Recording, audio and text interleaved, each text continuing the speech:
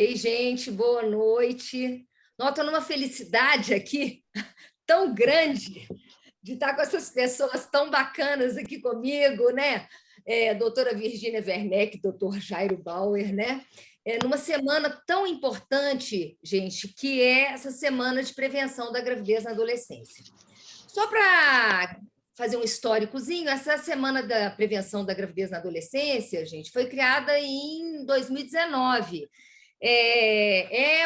Uma normativa de lei vinculada ao Estatuto da Criança e do Adolescente e que coloca que a semana que engloba o dia 1º de fevereiro vai ser, então, considerada a semana de prevenção da gravidez na adolescência. É sobre isso que a gente vai conversar aqui, mas antes disso eu vou apresentar os nossos convidados aqui, doutor Jairo Bauer, que tem uma agenda muito cheia, né, Jairo? Mas sempre arruma um jeitinho, né, Jairo? O Jairo é uma pessoa bastante conhecida, né, gente? Ele é psiquiatra com formação na Faculdade de Medicina da USP e também a pós-graduação na mesma faculdade. É também biólogo e tem também mestrado em evolução humana e comportamento. O Jairo é aí a nossa referência na abordagem, no acolhimento do adolescente, quando se fala especialmente dos veículos midiáticos, né? Então, ele faz um trabalho muito bonito, um trabalho muito importante, que a gente vai conversar em seguida sobre isso, né? Ele trabalha com comunicação também, né, Jairo? Há muitos anos, há 25 anos, trabalha com comunicação com esse foco mesmo, e sempre atingindo uma abrangência muito grande com o público jovem. Jairo, é um prazer estar te recebendo aqui, tá? A gente está muito feliz de estar te recebendo. A doutora Virgínia, ao mesmo tempo que é uma convidada, é também uma... Está convidando também o Jairo, né, Virgínia?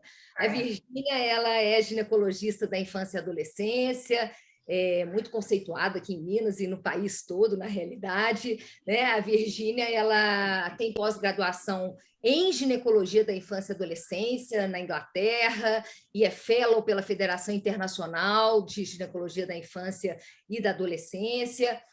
Atualmente, a Virgínia é vice-presidente do nosso comitê científico de ginecologia da infância e adolescência da SOGMIG, da Associação Mineira de Ginecologistas e Obstetras, e também delegada, né, representante da SOGIA aqui em Minas, que é a Sociedade Brasileira de Obstetrícia e Ginecologia da Infância e Adolescência. Gente, meu nome é Cláudia Salomão, eu propus esse bate-papo aqui, eu acho que vai ser bastante interessante. Eu estou representando as 3 sociedades aqui também, como presidente do Comitê de Ginecologia Infanto-Puberal da SOGMIG, como presidente do Departamento de Ginecologia da Infância e Adolescência da Sociedade Mineira de Pediatria e como vice-presidente sudeste da SOGIA, Sociedade Brasileira de Obstetrícia e Ginecologia da Infância e Adolescência. E nós vamos conversar hoje exatamente sobre isso, né, gente? A questão da prevenção da gravidez na adolescência. Então, gente, começando aí esse bate-papo, a gente já falou, né, que desde 2019 foi instituída, então, essa lei da Semana de Prevenção da Gravidez na Adolescência, e a intenção dessa lei, gente, foi a normatização desse processo de reconhecimento do problema pelas sociedades civis, pelas sociedades governamentais e também pela população. Essa foi a intenção da lei, né? Então, nessa semana, a gente verifica vários órgãos se mobilizando para chamar atenção ao problema. Na realidade, a gente vem observando uma queda no percentual de gravidez na adolescência no nosso país. Essa queda, ela se pronuncia desde o ano 2000, né? Vem tendo uma queda, mas mesmo com essa queda, a gente ainda apresenta números muito altos. Então, nós vamos conversar um pouquinho sobre isso. Lembrando, gente, que, segundo a OMS, a gestação nessa fase é uma condição que eleva o risco de complicações para a mãe, para o feto e para o recém-nascido, além de agravar problemas socioeconômicos pré-existentes, né, gente? Perpetuando um ciclo de pobreza. E isso é uma coisa muito importante, né? Especialmente no nosso país, que é um país com tantas dificuldades.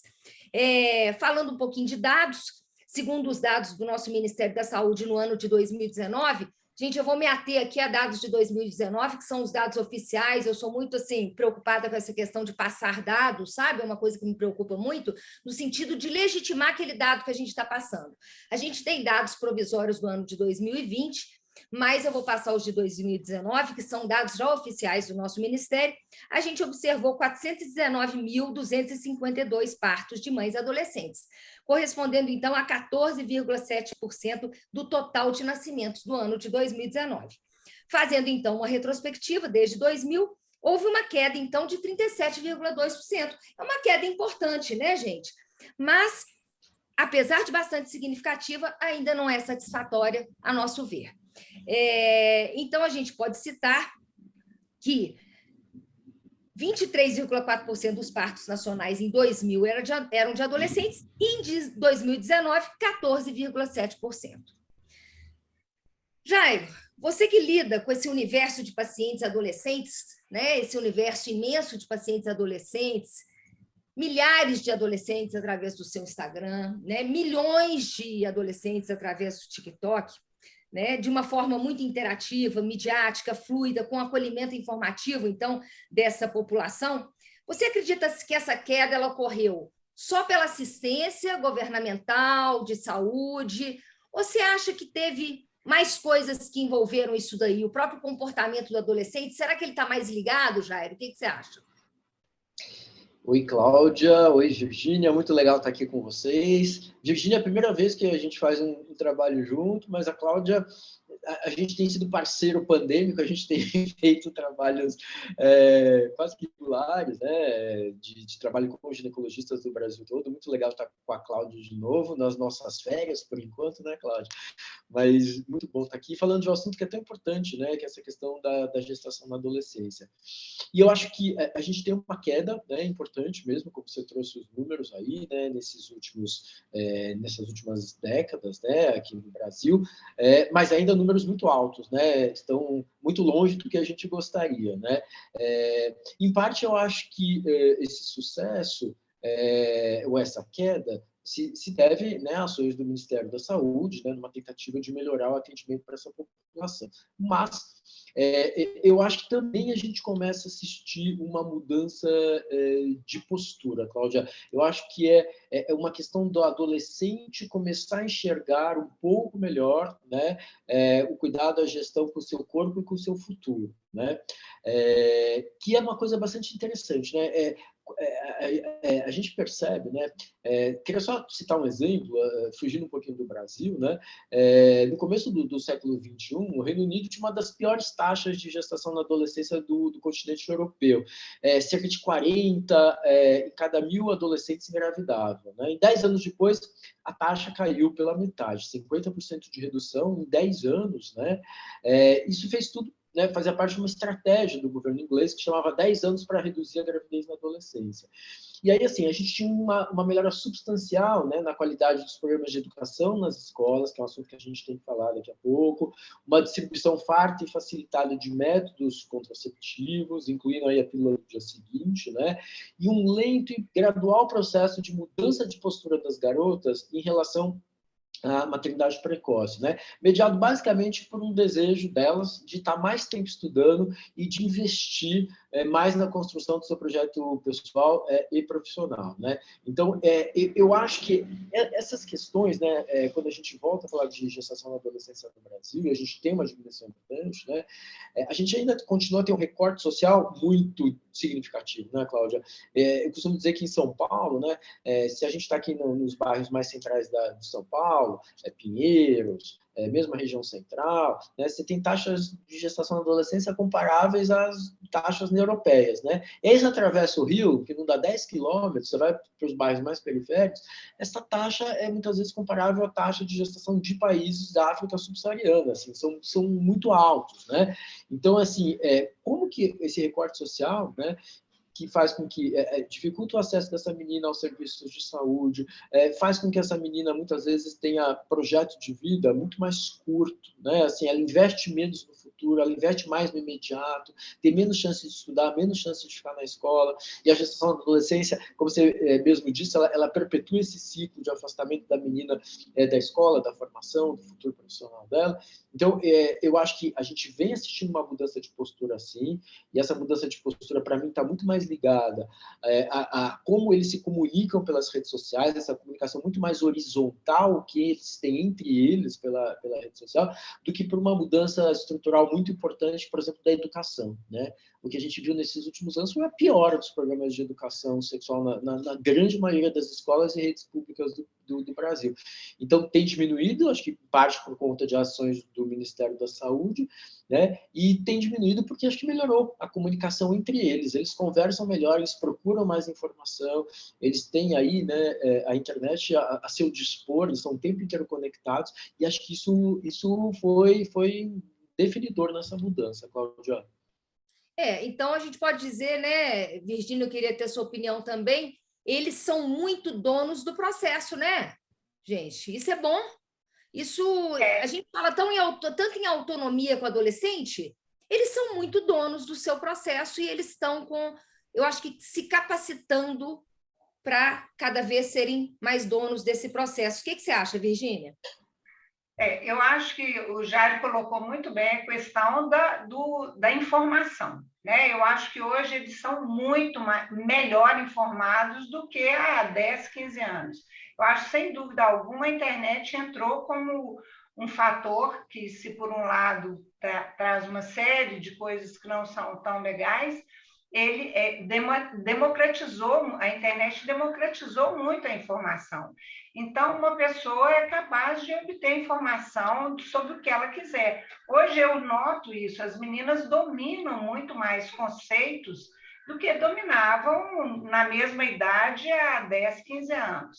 Então, eu acredito que esse, vamos dizer, o empoderamento do adolescente, ele podendo buscar a informação e a orientação, e saber que existem canais com os quais eles podem se informar, isso para mim é inédito hoje, né? Eu acho que não aconteceu até hoje na história uma democratização de informação como a gente tem hoje, para o bem e para o mal. Muitas vezes eles têm muita informação e aprendem pouco conhecimento, e acabam ficando muito confusos, né? Eles acabam ficando entre dois polos, uma informação muito... É o que a gente está vendo, né, no Brasil. Você tem uma informação muito positiva a favor e uma muito positiva contra. E muitas vezes os meninos não têm maturidade. Então, nesse aspecto é que eu acho que é importante um educador, um médico, alguém que consiga organizar as informações e deixar com que eles sejam realmente detentores do conhecimento e não só da informação. É isso mesmo. O Jairo tocou num ponto, né, importantíssimo. As ações do Ministério da Saúde, a gente vem vendo aí um esforço, né, para que a gente possa abranger essa população de uma forma mais, vamos dizer, formatizada, né? Vamos dizer assim, né? No sentido de programas, no sentido de acesso, porque, gente, a gente está lidando com uma população rígida, né? A gente fala isso muito nas aulas, né, Jairo? O adolescente, ele é o indivíduo mais rígido de todos, né? Ele adoece menos que a criança. Meu pai já falava isso quando pediatra, né? Tempos atrás, ele já falava: a criança adoece muito, o adolescente adoece pouquíssimo, do ponto de vista orgânico. E é uma realidade isso. Então, isso permitiu, há muitos anos atrás, que houvesse uma lacuna de atendimento, uma população que não precisava ser atendida, né? Pela saúde pública. Não vamos gastar dinheiro com a saúde do adolescente, porque ele é rígido. Então, a gente está vendo que, apesar de rígido, ele tem muitas questões a serem resolvidas, e isso é importante. O Jairo tocou num ponto importantíssimo, que realmente a gente percebeu uma queda da abrangência nas escolas, infelizmente, em relação aos assuntos vinculados à sexualidade, né? E a família, Jairo? Você acha que os pais hoje têm uma plasticidade um pouco maior na hora de estar lidando com esses adolescentes? Ou você acha que os adolescentes é que estão, às vezes, favorecendo essa plasticidade um pouco maior dos pais? Eles estão sacando que tem que entrar um pouquinho no universo do adolescente e serem mais abertos, né, Jairo? O que você acha? Como é que você acha que está essa população de pais hoje? Eu acho que a população de pais está melhor, né, do que as gerações anteriores, e eu acho que esse adolescente de hoje, totalmente conectado, ele é mais descolado também, né? Então ele se coloca melhor, ele consegue muitas vezes fazer valer a vontade dele, ele consegue, com um jogo de cintura, trazer a mãe, né, ou o pai, ou os pais, né, para essa discussão de sexualidade ou para as necessidades dele. Então, eu percebo que esse adolescente ele se mexe mais para conseguir o que ele quer. Aonde ainda pega, né? Eu acho que assim, se a gente for levar de todos nós adolescentes, a gente era mais envergonhado, né? A gente era mais tímido, né? A gente está mal saindo da casca do ovo, né? Então a gente ainda, né, tem vergonha de ir no médico. Os serviços de saúde, se a gente for pensar nos serviços de saúde públicos, né, via de regra, eles não são friendly, né, amigáveis para os adolescentes, né? Tem aquela fila, tem, de repente, a amiga da mãe que é enfermeira e que trabalha no posto e que pode contar para a mãe que ela foi lá. Então ele se sente vulnerável, ela se sente vulnerável, o menino dificilmente vai ao médico, né? O adolescente, o garoto adolescente dificilmente vai ao médico. Alguns estudos da Sociedade Brasileira de Urologia mostram assim uma questão de busca do urologista, por exemplo, com um objetivo episódico ou mesmo contínuo muito raro, né? Muito eventual, né? Acho que pouco mais de 5, 6% dos meninos já tinham ido ao urologista ou procuram um urologista, muito pouco, né? Enquanto as meninas, a gente tem esse tráfego melhor, né, com o ginecologista, né? Mas mesmo assim, para eles, assim, vencer essa questão da vergonha, da timidez, do embaraço, do constrangimento, é um grande pulo do gato nesse momento da vida deles. Agora, uma vez que eles começam a conseguir vencer isso, né, e tem muito adolescente que já é mais expansivo, que já é mais tranquilo para lidar com essas questões, eles conversam mais entre eles, isso também facilita, naturaliza um pouco mais a discussão, né? Eu acho que eles conseguem chegar para os pais e para as mães, né, também uma geração que já foi mais trabalhada, né, Cláudia? Se a gente pensar em pais de adolescente hoje, eles têm aí, né, 40 e poucos anos, né? Então, assim, é uma geração que há 20 e poucos anos a gente já falava muito. Quando eles eram adolescentes, a gente já falava muito com eles. A gente, digo assim, na sociedade como um todo. Então, é uma geração mais arejada, né? Então, eu recebo volta e meia dúvida de menina que conta que a mãe ajuda no processo da busca dela pelo ginecologista, ou ela precisa colocar o absorvente interno, ela pede ajuda da mãe se ela não consegue, ou ela está com uma dúvida em relação ao namorado, ela vai tirar com a mãe, né? Então, a gente tem esse grupo de meninas que já consegue esse diálogo, né? E a gente tem um grupo de meninas que também ainda não estão nesse patamar, né? Então, muita dúvida de menina que quer ir ao ginecologista, mas tem um monte de vergonha de pedir para a mãe, né, ir para o ginecologista, porque a mãe vai desconfiar que ela já está transando ou que ela está pensando em transar. Então, ainda tem essa questão, né, do constrangimento. Isso, né? Assim, menos comum, né? Eu vejo no consultório, eu não lido com essa realidade há muito tempo. A maioria é um viés, né? Eu acho que eu tenho um viés porque, como eu trabalho com adolescente, eu acabo recebendo meninas que já vêm encaminhadas. Mas eu acho muito... Isso eu sinto como uma coisa mais rara hoje, né? Eu acho que é bem menos comum do que já foi, né, se a gente pensar, mas até contei uma vez isso para a Cláudia, Virgínia, acho que a gente posta vídeos diários lá no TikTok para falar com esse adolescente, essa adolescente de 9, 10, até 14, 15, 16 anos. O vídeo mais visto da gente até hoje era um vídeo em que a menina contava para mim uma situação que ela, enfim, né, tinha se envolvido numa relação com o menino e a mãe não sabia, ela queria ir no ginecologista, ela precisava ir no ginecologista, ela morria de vergonha de pedir para a mãe e ela pediu uma dica do que fazer, né? Aí eu falei, uai, conversa com a tua mãe, fala que você precisa ir para o ginecologista, mas não fala exatamente o motivo. E chegando lá, você tem seu momento de privacidade com o ginecologista e você resolve todas as suas questões, as suas dúvidas e tal. E aí, assim, a coisa engraçada foi que os outros, né, que interagiam com a gente, né, porque no TikTok, assim, todo mundo comenta, ou pode comentar, olha lá, o doutor está ensinando ela como dar o drible na mãe, olha aí a dica, tá? Mas é curioso, assim, né, porque assim, eu também, para mim é uma coisa superada, mas assim, eu acho que ainda a gente tem tem menina que esbarra nessa questão, né? Onde procurar o ginecologista, né? Isso é verdade. Eu falei, eu acho que eu tenho um viés, que é o fato de ser uma ginecologista, assim como a Cláudia, que trabalha com adolescente. Então, a gente já tem isso aí, quem chega já chega canalizado diretamente para esse atendimento. Mas você tem razão. Mas Agora, eu acho que bom que seja essa tendência mesmo, né? Porque o caminho fica tão mais fácil para elas, né? Acho que fica tão mais tranquilo, né? Ô, Jairo, você colocou uma coisa aqui que você sabe que me deu um clique assim. Uma coisa importantíssima, que eu acho que a gente pode emparelhar aí com essa questão toda que a gente está falando da mídia, da importância da informação através dos canais que são familiares aos adolescentes, né? Que é a questão... Quem que é a mãe de hoje, né, gente? A geração da mãe de hoje, ela já tinha anseios em relação a isso tudo que a gente está falando, né? Então, ela vai ser mesmo uma mãe mais compreensiva, porque ela passou pelo início desse processo de liberdade sexual, de escolhas, né? Então, a gente está com uma mãe que está colaborando com esse processo de queda da gravidez na adolescência. Vocês não acham que pode ser um ponto importantíssimo esse, né? O que a Virgínia falou, um canal que já tá um pouco mais fluido na família. Talvez menos com o pai, né, gente? Mas com a mãe eu acho que está bem mais fluido, né? E isso é importante. Eu acho que elas são, então, a gente pode falar que elas são grandes colaboradoras aí desse processo também, né?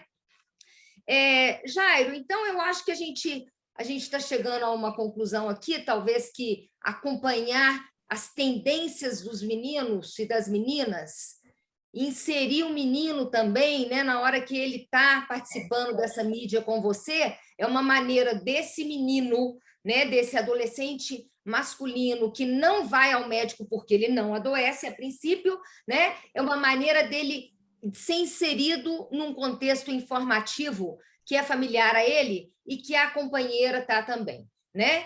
Então, assim, você acha que, seguindo essa tendência deles, a gente tem uma chance maior de sucesso nessa abordagem do adolescente em relação a método contraceptivo, sexualidade,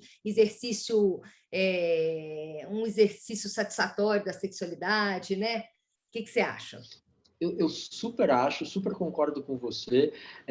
Lembrar uma coisa que você sempre fala, e eu aprendi muito com você nessas aulas que a gente andou dando para os ginecologistas, a história de ter a mãe como uma grande aliada no processo de adesão da garota à consulta ginecológica, né? A mãe, às vezes, é uma ponte fundamental nesse processo, e também ela colabora com a autonomia da garota no momento em que ela percebe que tem que ter um espaço em que a garota fica só com o ginecologista, e é o espaço, né, de autonomia, de independência, de cuidado com a vida que ela vai começar, né, a desempenhar, né, nesse momento da vida dela, né? Então, eu acho que você fala uma coisa muito importante dessa história da mãe como uma grande aliada. E aí, Cláudia, eu queria pegar carona nessa tua pergunta e nessa tua fala, para a gente pensar o seguinte: em casa, né, eu acho que devia ser meio a meio, né? Não estou defendendo que isso é papel da mulher. Eu acho que o pai tinha que estar ali presente, meio a meio, arregaçando as mangas e ajudando no processo. Mas a mãe é uma potente agente de transformação também do comportamento dos meninos, né? A partir do momento em que ela também, né, passa a informação, dá os puxões de orelha quando precisa dar, né, divide com o menino a preocupação que ela tem e como ele vai cuidar da vida sexual dele e da importância dele se responsabilizar também, né, pelo que está acontecendo ali no momento com a menina, né, eu acho que é um passo muito importante. Talvez a mãe... eu acho que já tem muito pai descolado que faz isso, né? Que entende o processo, que venceu essa coisa desse machismo tradicional, né? Que é um pai mais antenado com as necessidades de homens e mulheres no século XXI, né? Tem pai que tá nesse ponto, mas tem pai que ainda não chegou lá. E aí a mãe tem um papel muito importante em ajudar na formação desse menino, né? Porque esse menino, além de ser o menino que vai engravidar, ou que pode engravidar essa menina, é o cara que vai ser pai daqui a 20 anos, né? Então, e vai ser pai de adolescente daqui a 25 anos. Então, a gente está trabalhando com uma geração de pais melhores também, né? Então, acho que essa mudança de padrão, de comportamento de uma geração tem muito a ver com essa formação em casa, com o que está sendo trabalhado e discutido em casa. Então, acho que em casa é a célula básica ali para a gente conseguir empoderar meninas e meninos, né, para que eles tomem conta da vida sexual, né, de uma forma compartilhada. Porque tem isso, né? Era muito assim, o menino chegava, fazia o que ele queria, colocava a pressão, não tô a fim de transar de camisinha, se você quer ficar comigo vai ter que ser sem camisinha, se você não toma pílula, você que vai lá tomar, problema seu. Ele participava muito menos. E eu acho que hoje o menino já é cobrado e participa muito mais, né? Essa menina não é uma menina que deixa passar barato, né? Ela vai lá e cobra, ela exige, ela quer essa coisa compartilhada. E se a mãe, né, ajudou em casa, de novo, hein? Não que eu acho que o pai não tem que fazer isso, eu acho que o pai tem um papel fundamental, mas é que eu ainda acho que a mulher dessa geração de mães, de adolescentes, é uma mulher que lida melhor com essas questões de sexualidade, de comportamento, de machismo, né? De posição dela na sociedade, muito melhor ainda na média, tá? Do que o parceiro dela. Então, acho que ela tem um processo, ela tem um papel nesse processo de transformação bem importante. Assim, a gente vai ter uma geração mais melhores, eu não tenho dúvida. A Virgínia coloca muito uma coisa que a gente conversa também, Jairo, mas a Virgínia sempre faz questão de colocar a questão do acolhimento da mãe, né, Virgínia? No consultório, você pode acolher, na hora que você acolhe, depois até fala com ela, olha, a senhora espera um pouquinho, ou você espera um pouquinho ali fora, tal, que eu quero conversar sós com ela, mas o acolhimento da mãe é muito importante, porque isso traz um grau de confiança dela no processo e de participação, né? Que é o que a gente quer, né? E ela vem trazendo aquela filha, muitas vezes, assim, ela meio contrariada, assim, não acha que a menina precisa ir no ginecologista e fica meio desconfiada. E quando a gente acolhe essa mãe, fala, não, entra, tem algumas coisas que eu gostaria que você me informasse da história dela, da história familiar e tudo, a mãe se sente presente naquele atendimento, naquela promoção da saúde ali, ela fica bem tranquila, se fala, bom, agora acho que está tranquila, eu gostaria de bater um papinho só com ela. E ela sai, eu nunca tive uma relutância da mãe em sair da sala, né? Assim, nunca tive. Eu sempre deixo ela muito à vontade, ela tem o seu momento ali, depois ela vai embora, porque é importante essa mãe, ela vai ser importante na manutenção do atendimento dessa menina em casa, né? Ela vai ajudar a prover o anticoncepcional, ela vai, como o Jair falou, pontuar coisas com relação ao comportamento sexual. Então, acho que é importante, essa mãe tem que estar junto. Eu acho que a mãe, para mim, é uma grande aliada. Ela é uma promotora de saúde historicamente, né? A mulher é uma promotora de saúde. E, sem dúvida, com um viés muito de afeto junto. Então, acho que isso é bacana. E a gente fala muito com as mães, né, Virgínia? Olha, gente, vocês não têm que concordar em tudo, não. Né? Não é exatamente colocar um posicionamento à mãe e achar que tem que sair com as coisas assim. Minha filha tem que sair com a ideia cambiada, vamos dizer assim, né? Trocada. Não, e nem o contrário, a filha ter a certeza, não, eu tenho que fazer minha mãe mudar de ideia. Gente, vai ter situações em que as posições vão continuar as mesmas, mas se for respeitada a harmonia, o tom, né, e o respeito especialmente à individualidade do indivíduo, eu acho que a gente, se a gente conseguir promover essa harmonia, a gente já está fazendo um trabalho muito grande, eu acredito. Eu falo muito o seguinte, eu falo, em geral, quando estão as duas, eu falo, todo mundo quer ser respeitado. Você na sua posição e ela na posição dela. Então, vocês duas vão ter que achar um canal para se comunicar aí, porque as duas têm a sua posição e vocês precisam ser... Uma tem que respeitar a outra. E eu acho que isso funciona, né? Passar essa bola para elas. Gente, o nosso papo está chegando ao final aí, né? O nosso tempo está esgotando, ai que pena, né? Eu queria que vocês passou rápido, né? Vocês dois se posicionassem, Jairo aí primeiro, aí um recado final que você queira deixar, Jairo,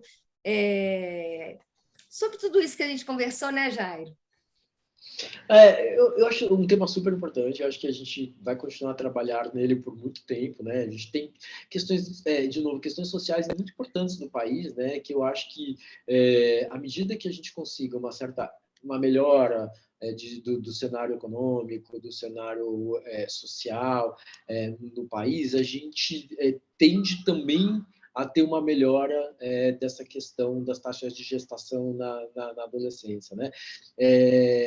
Tem alguns estudos muito legais que mostram isso, né? Quando você consegue aumentar um pouco a renda familiar, né? Você dá mais condições para essa menina começar a estruturar um pouco melhor a questão do investimento dela em estudo, em trabalho, em futuro profissional. Ela adia muitas vezes esse processo de maternidade, né? A gente não falou muito hoje aqui, mas assim, boa parte dessas gestações que acontecem entre as meninas adolescentes não acontecem casualmente, né? Muitas vezes são gestações planejadas, desejadas, porque elas enxergam muitas vezes nesse processo de maternidade uma posição social importante. A gente ainda tem essa questão no Brasil, né? A gente tem a questão da violência sexual, que a gente não falou também, que a Cláudia sempre fala, né? Que é uma coisa muito importante, que muitas vezes também é responsável por parte desses casos de gestação na adolescência, né? Uma situação que a gente ainda precisa endereçar com mais firmeza aqui no Brasil, né? Então, a gente tem aí, né, alguns focos importantes para a gente continuar, mas é um tema super bacana, né? Super importante da gente discutir. E a ginecologista, a gente sempre fala isso, né, Cláudia? A ginecologista, se tudo der certo, a ginecologista vai ser o único médico na vida dessa mulher por muitos anos, né? Descontando uma dermatologia, tal, de vez em quando, que homens e mulheres vão, tal. se tudo caminhar bem, né, a ginecologista é possível, ou a ibiatra, né, claro, possivelmente são os únicos médicos com quem ela vai falar durante muito tempo, né? Então, é importante, né, que se crie esse canal de comunicação, que a gente consiga falar melhor com ela, e que a gente estimule essa conversa em casa, né, que a Virginia colocou também, né, essa questão de ter esse respeito mútuo e esse canal, né? Se a gente não conseguir resolver todos os conflitos de uma família, que a gente nunca vai conseguir, pelo menos a gente deixa esse canal de comunicação aberto, né? Para que elas possam se entender e falar mais sobre esse tema, né? Acho que esse é meu recadinho final. Adorei estar aqui com vocês. Também. Achei ótimo. Virginia, final também, eu acho que é um tema que tem muitas faces, né? Sem dúvida alguma, a questão social é um pano de fundo.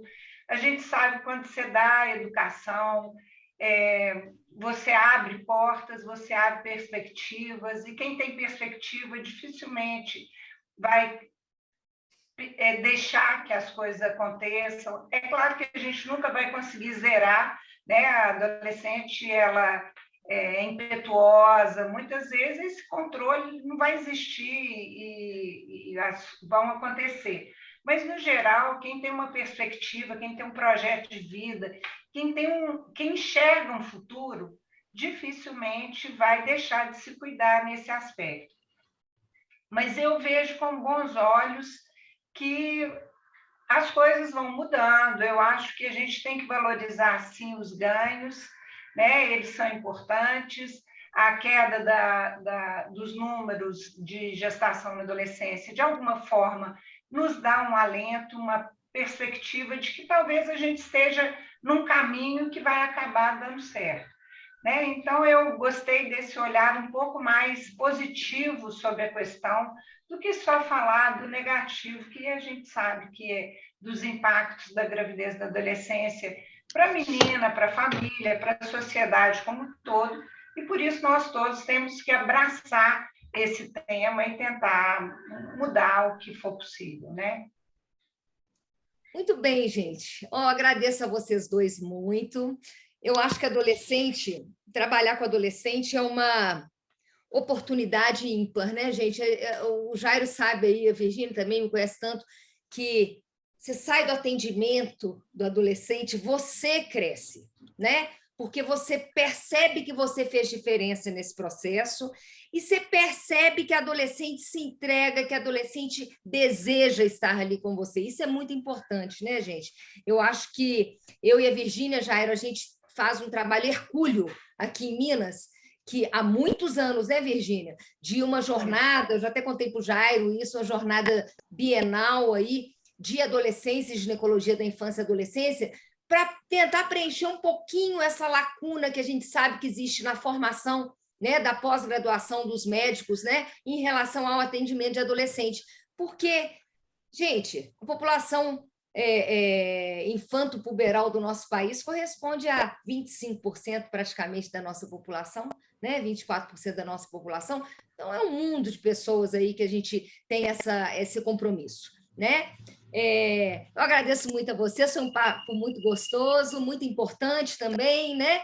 E que as pessoas que nos ouçam, tenham vontade de participar desse processo de alguma forma, né? Os profissionais de saúde, porque a gente sabe, né, gente, que não precisa ser ginecologista exatamente para estar atendendo adolescente, não precisa ser pediatra para estar atendendo adolescente, né? Um médico que se familiarize, que seja aberto ao atendimento de adolescente, que especialmente goste de atender, ele tá aí capacitado para aprender a lidar com essa população e ajudar muito, né? E que ele aproveite as oportunidades, né, Cláudia? Eu acho que qualquer profissional que tiver diante de si um adolescente deve aproveitar a oportunidade para criar ali uma semente do autocuidado, eu acho que é um campo para ser fertilizado, do adolescente. Então, a gente não pode perder a oportunidade, porque para muitos vai ser a única oportunidade de ser visto. O Jairo fala muito isso, né, Jairo? É o único médico, né? E parabenizar o Jairo aí por esse trabalho, viu, Jairo, que você faz, que é um trabalho realmente maravilhoso, viu? Um trabalho, assim, especial, vou dizer assim, com os nossos garotos, as nossas garotas aí. Gente, obrigada, boa noite a todos, tá?